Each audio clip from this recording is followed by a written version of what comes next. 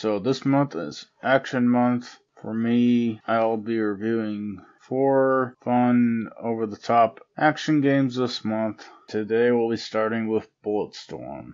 Way back in the 360 era, I saw this game, but I haven't really gotten it till now because originally I thought it kind of looked generic. I was kind of right story-wise, but now I'm nostalgic for this type of crazy action story.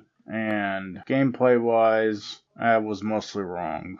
Before we get into the rest of this video, if you like more horror with your action, consider checking this out. The demo for What Happens After Midnight, my action survival horror FPS, is available for free right now. You're sent to investigate the town of Night Vale and quickly discover interdimensional forces are invading our world.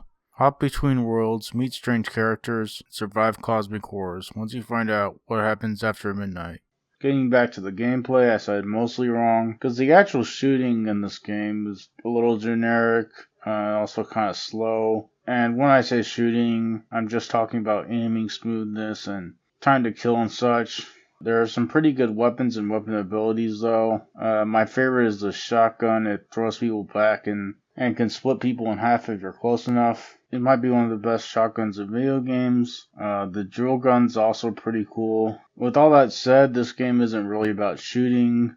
It's about kicking, whip pulling, and environmental kills. So it's actually kind of ironic it's called Bulletstorm, come to think of it. I guess whip or kick storm wouldn't have been quite as catchy a title. Kicking enemies makes them go flying for a bit and then freezes them in a Dead Space style stasis field. So if they don't quite go in the direction you want, you can pretty easily kick them again. It's very fun. And to all the games devs out there, never forget, kicking enemies off cliffs never gets old.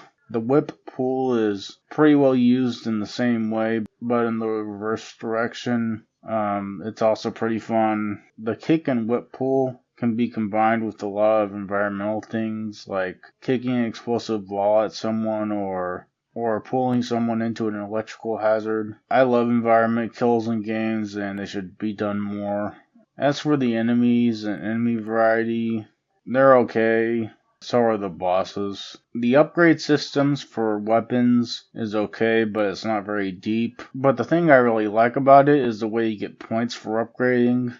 You actually get more points for killing enemies. Using the environment and stuff, it actually rewards you for creativity and gameplay in a tangible way, and that's cool. There's some very good cinematic gameplay set pieces, which are fun. Some of them lean a little too gameplay light, but overall they're good and do their job of giving the gameplay variety. As for the story, most of it's very over the top. There are a couple bits where they do try to get a bit serious, but they don't quite hit. It's very fast paced. A lot happens. More happens in the first 3 hours of this game than the entirety of many modern games. The characters are fairly good. They're not the greatest characters ever, but they're memorable. There's a lot of cheesy dialogue and some kind of funny moments. The aesthetics are fairly good, but not mind-blowing. Overall, this game might not have the deepest story or mind-blowing level design, but it's very fun. It is a pinnacle of the 360 era game. And I'm giving Bulletstorm an 8.53. Thank you to anyone who likes, comments, or subscribes. That's it.